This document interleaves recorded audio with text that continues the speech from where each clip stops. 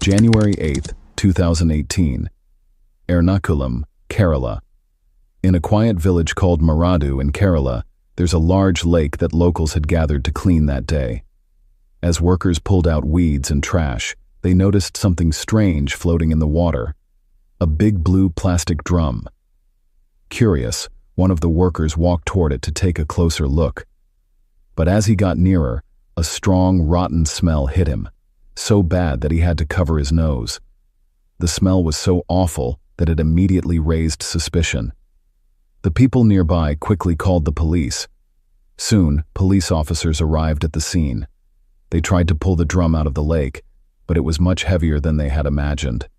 It took a lot of effort, but they finally managed to drag it to the shore. Wanting to know what was inside, the officers carefully opened the drum. What they found shocked everyone. Inside the drum was solid cement, completely filled and sealed. They began breaking it bit by bit. To their horror, as the cement broke apart, human bones started to appear. First a rib, then a skull. Piece by piece, a full human skeleton came into view. Everyone froze.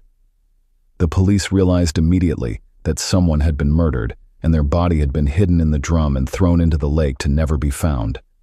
The presence of long hair attached to the bones made the officers think the victim was likely a woman. But that wasn't all. Along with the skeleton, they found 3 old 500 rupee notes, the kind that were banned in 2016 during demonetization. This one clue told them a lot. The murder had likely happened before the currency ban in November 2016. That meant the body had been hidden in the lake for more than a year. As the police had guessed from the long hair and bones, the autopsy report later confirmed that the body found inside the cement-filled drum belonged to a woman. But before they could even think about finding the killer, they first had to answer the biggest question: who was she? This turned out to be the most difficult part of the case. No one had filed a missing person report, and there was nothing found with the body to help identify her. No ID, no clothes, not even jewelry. Only a few clues were available: a full skeleton, long hair, and 3 old 500 rupee currency notes that were banned during demonetization in 2016. These notes were the only hint that the murder might have happened before that year. Still, it wasn't enough to connect any dots. Yet somehow, with these tiny pieces of evidence, the police managed to solve the mystery. And that's what made this case so unique. But the biggest surprise came at the very end. Just when they thought the case was nearly solved, a shocking twist was waiting for them, one that completely changed how they saw the entire case. The responsibility of solving this case was handed to Inspector C.B. Tom from Ernakulam. Known among locals as the Sherlock Holmes of Kerala, C.B. Tom had a strong reputation for cracking even the toughest cases. He was known for going deep into the details, chasing down every possible clue, and never giving up. People respected him for his sharp mind and fearless attitude. But even for him, this case felt like a complicated maze. The drum, the concrete, the unknown body, everything was strange and confusing. There were no witnesses, no complaints, and no connections. Identifying the victim felt as difficult as climbing a steep mountain. The news that a woman's body had been found inside a blue plastic drum spread like wildfire. Every street, every corner of Kerala was talking about it. People were shocked, and TV channels ran the story again and again. The police had one big hope: maybe, just maybe, after seeing this news, someone from the victim's family would come forward and file a missing person complaint. But no one came. The police waited anxiously. Who was this woman? Why was no one looking for her? Without knowing her identity, catching the killer was next to impossible. The investigation team felt helpless, but they didn't give up. Every little clue mattered. Among the most important evidence they had were the bones found in the drum. That was all they had to go on. So the forensic team began a deep examination. They didn't rush. They studied every inch of the bones, slowly, carefully, looking for anything that might help them. 3 days passed. Then, on January 11th, Inspector C.B. Tom got a phone call. It was from the head of the forensic team. The officer's voice sounded serious but hopeful. "Sir," he said, "we found something. While checking the bones, we discovered a small screw." Inspector C.B. was puzzled. "A screw?" "Yes, sir," the forensic officer continued. "The woman had a fracture in her leg. It seems she had surgery, and the doctors had fixed a metal screw inside her leg during the treatment. That screw stayed inside even after she died." Now that might sound like a small thing, but to the police, it was gold. That tiny screw was about to change the entire case. The forensic team had gone one step further. They had checked the screw closely and found something written on it. A name. Right on the metal surface, in small letters, it said, Pitcar. The name written on that tiny screw turned out to be the name of the company that made it. It was a company that produced surgical tools and parts used in hospitals. Without wasting any time, the police contacted the company, which was based in Pune. They asked the company for a list of hospitals across India that had bought this specific type of screw. The company provided details, mentioning states like Gujarat, Maharashtra, and more importantly, Kerala, especially Kochi.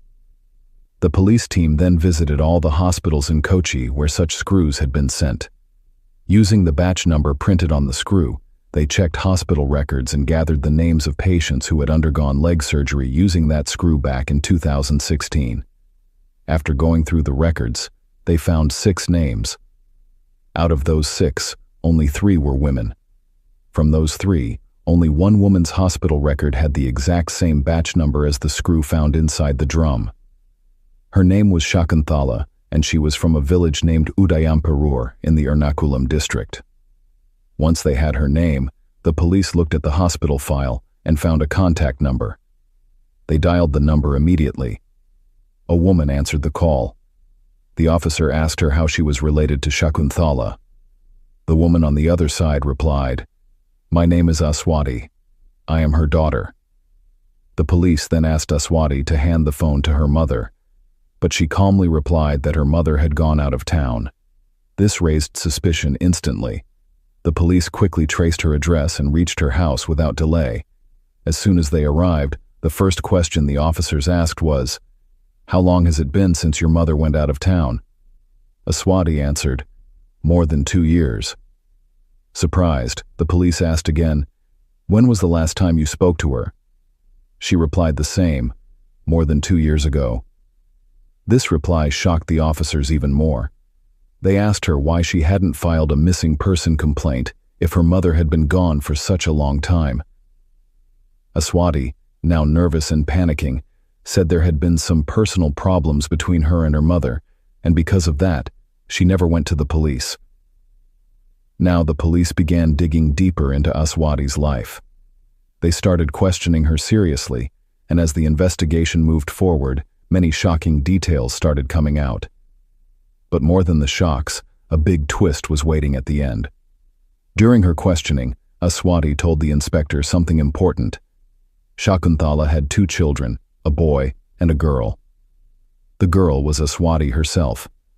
She also revealed that Sakuntala's husband had once been sent to jail in a murder case. After her husband went to jail, Sakuntala raised her 2 children, Aswati and her brother, all by herself. Life was already hard, but in 2012, tragedy struck again. Her son lost one of his legs in a terrible accident. He went into deep depression, and sadly, he took his own life. This broke Sakuntala completely. As if that wasn't enough, her daughter Aswati also ran away from home and got married without telling anyone. Now left all alone, Sakuntala had no choice but to find a way to survive. She started selling lottery tickets on the street to make a living. It was a tough life, but she managed. After many years, Aswati returned. She had fought with her husband and came back to her mother's small rented house with her 2 children. Sakuntala, despite everything, felt sorry for her daughter. She welcomed her back and let her and the kids stay in the house. Things seemed calm for a while, but soon another twist came. Aswati got into a romantic relationship with a man named Sajith. He was an officer in the SPCA, the Society for the Prevention of Cruelty to Animals. Because of this new relationship, Sajith began visiting their home regularly, just to see Aswati. Sajith was a man who held a respected position in society. People in the neighborhood admired him. His friends praised him, and many even saw him as the ideal man.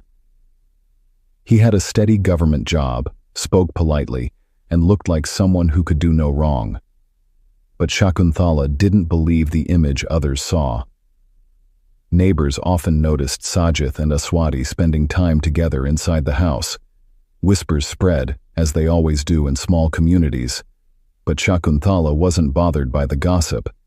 What truly troubled her was what Sajith was hiding. Sajith, just like Aswati, had his own family. He was married to his childhood friend Sarika and was the father of 2 children. At home, he played the role of a loving husband and caring father. To the outside world, he was the perfect family man. But behind this mask, he was secretly having a relationship with Aswati. When Sakuntala discovered the truth, she confronted Sajith. She warned him clearly, "Leave my daughter alone. If you don't, I'll tell her everything about your first marriage and your children." But Sajith didn't care. He didn't stop coming to their house. He kept meeting Aswati in secret, ignoring Sakuntala's threats. In the middle of all this tension and drama, something unexpected happened. On September 1st, 2016, Sakuntala was on her usual routine, riding her bike to sell lottery tickets, when she met with an accident. She fell and fractured her leg badly. She was taken to the hospital, and during her surgery, the doctors fixed a small screw in her leg. That same screw, which years later would become the biggest clue in solving a mystery. 15 days after the operation, Sakuntala was discharged and returned home. But just 4 days later, she caught chickenpox. Not wanting to risk her grandchildren getting infected, she decided to stay in a nearby lodge until she recovered. And on September 19th, 2019, Aswati went to lodge with her children. But when she came back home a week later, her mother was nowhere to be found. Instead, Sajith was there, sitting alone. When she asked him, "Where is my mother?" Sajith calmly told her, "She's safe. She's staying in a different place." He reminded her how Sakuntala often said she had many contacts in Delhi, so Aswati assumed maybe she had gone there for some reason. Deep down, she was worried, but fear held her back. She was afraid that if she questioned Sajith too much, he might leave her. So she kept quiet. That's what Aswati confessed to the police. Now the officers had one pressing question. Where is Sajith now? When did you last see him? But Aswati gave an unexpected answer, one that surprised the investigators. The police, now more serious than ever, went back to Sajith's old phone number from 2016, the same month when Sakuntala had disappeared. They retrieved his call history, hoping to find something. And they did. They found a list of people Sajith had spoken to frequently during that period. Out of those, 4 people seemed suspicious. So the police tracked them down and began questioning them one by one, and the answers they received left the police shocked to the core. The 4 of them began to speak. That day, Sajith called us and asked for help. When we reached there, we saw a large blue plastic drum. It looked really heavy. Sajith told us he couldn't lift it by himself, so he needed us to help move it, they said. They continued. As we all lifted the drum together, a horrible rotting smell came from inside. It was so strong that we had to cover our noses. We got scared and asked Sajith what was inside and why it smelled so bad. To this, Sajith replied in a calm voice, "Don't worry, I'm trying to create iridium." Now, most people may not know, but iridium is a rare and powerful metal. It's radioactive and is mostly used in military equipment or top-secret intelligence missions. The value of iridium is extremely high, worth crores of rupees. Many people are doing different types of experiments to try and make iridium. Some believe that mixing certain animal bones or items under specific conditions can create it. But in truth, no one knows for sure how it can be made. In Kerala, this idea of making iridium had become a crazy trend. It had grown so much that it turned into a scam. Many people started cheating others. They took money in the name of iridium and made them do weird and meaningless tasks. He told his friends that the blue drum had bones of animals inside. He said that if the drum was thrown into the lake, it might create iridium. His friends believed what he said without any doubt. After throwing the drum into the lake, he rushed to the ATM. From there, he took out some money and gave a part of it to us. That's all we know, the four of them told the police. Later, when the police checked Sajith's ATM transactions, they found out that he had withdrawn cash on September 26th. This matched the timeline because Sakuntala was last seen between September 19th and 26th. This made the police sure that she was likely killed during these days. But now the big question, did Sajith really do it? And if he did, what was his reason to kill her? The police did find the reason, but what they discovered came with a shocking twist. If you have watched till here, don't forget to like this video, and also comment below where you are watching from. Thank you. After the police spoke to Aswathi during the investigation, they asked her where Sajith was.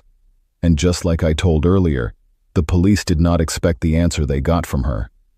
What Aswathi told them was surprising. She said Sajith had died a few days before the police came to question her. He had passed away because of a heart attack.